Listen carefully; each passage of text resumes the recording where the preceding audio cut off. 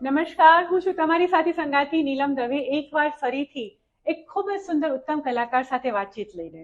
એક એવા કલાકાર જેમના હજારો લાખો જે ફેન્સ છે, એ ફેન્સ ખાલી ભારતમાં નથી પરંતુ આખા વિશ્વમાં. આજે અમેરિકામાં ડાલસમાં એમના ગરબા થવા જઈ રહ્યા છે ગુજરાતી સમાજના સૌજન્યથી, અને ડાલસમાં બહાર એટલી બધી ભીડ છે એમને જોવા માટે, એમને સાંભળવા માટે આતુર છે. એમનો અવાજ એ ઘરે ઘરે સુધી પહોંચ્યો છે અને આજે હું ખૂબ જ સદભાગી છું કે એવા ઉત્તમ કલાકાર જેમનો કંઠ એ એમની ઓળખ છે. ગીતાબેન રબારી આપણી સાથે છે આ કાર્યક્રમમાં. ગીતાબેન, તમારું ખૂબ ખૂબ સ્વાગત ડાલસ ફોર્ટ વર્થમાં. અને આ તમારા માટે, અમારા માટે એક વિશિષ્ટ યાદગાર થઈ જશે દિવસ કે જ્યારે તમે આજે ગાવા જઈ રહ્યા છો ડાલસમાં.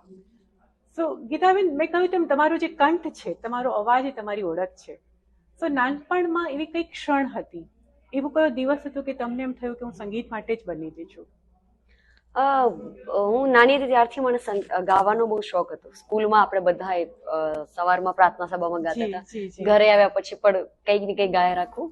એટલે ગાવાનો શોખ મને નાનપણમાં હતો, પણ મેં ક્યારે મોટા થઈને વિચાર્યું નતું કે હું મોટી થઈશ તો સિંગર બનીશ. જે બી ભગવાન બનાવશે બનશે. તો ભગવાનની કૃપા હશે કે મને મ્યુઝિક માટે એ લોકોએ પસંદ કરી ભગવાને, અને લોકોનો ખૂબ પ્રેમ મળ્યો કે જે મેં ગાયું છે બધું મને સ્વીકાર્યું છે. લોકોએ પોતાના દિલમાં ખૂબ જગ્યા આપી છે. જ્યાં જ્યાં મારા ગુજરાતીઓ વસ્યા છે એ બધાય ગુજરાતીઓ પોતે પોતાના હૃદયમાં મને નાનું એવું સ્થાન આપ્યું છે. બહુ સુંદર, બહુ સુંદર. અને તમે કહ્યું તમે નાનપણથી સ્કૂલ આવી રહ્યું છે, ખૂબ ઉત્સાહિત હોય છે, એટલે આપણું કલ્ચર પણ સચવાય છે, ભક્તિ પણ સચવાય છે, અને આપણી માતૃભાષા પણ સચવાય છે. બિલકુલ, અને આપણી સંસ્કૃતિ આગળ વધી છે.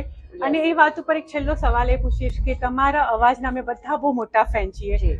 સો ગરબા સિવાય કોઈ તમારો આગામી પ્રોજેક્ટ કે તમે કોઈ એવા એલ્બમ્સમાં ગાઈ રહ્યા છો કે જે તમે અમારા શ્રોતાઓને કહેવા માંગશો એની માટે? મેં સૌથી વધારે ગરબા ગાયા છે, પછી રાસ પણ ગાયા છે. ભગવાન કૃષ્ણના હોય, શિવજીના પણ ગીતો ગાયા છે, ભગવાન રામના.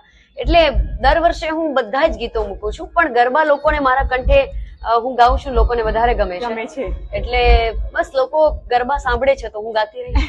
અને માતાજીને અમે આવી પ્રાર્થના કરીએ છીએ કે તમને એટલી બધી સુંદર શક્તિ આપે કે તમને વર્ષો વર્ષ અમે સાંભળતા રહીએ, તમારો કંઠ આવો જ રહે, અને માતાજીના આશીર્વાદ ગીતાબેન પર રહે. ગીતાબેનનો ખૂબ ખૂબ આભાર કે આજે એમના ગરબા હોવા છતાં એમણે મને સમય આપ્યો. ગીતાબેન એક ખૂબ જ નમ્ર અને સાલસ કલાકાર જે ખૂબ જ ઓછું જોવા મળે છે. તો તમારી મળીને તમને ખૂબ આનંદ થયો. મારા શ્રોતાઓ માટે તમે સમય આપ્યો, ખૂબ આનંદ Gitaben. And wish you all the best. તમારી કારકિર્દી માટે ખૂબ ખૂબ શુભેચ્છા. નમસ્કાર, ધન્યવાદ.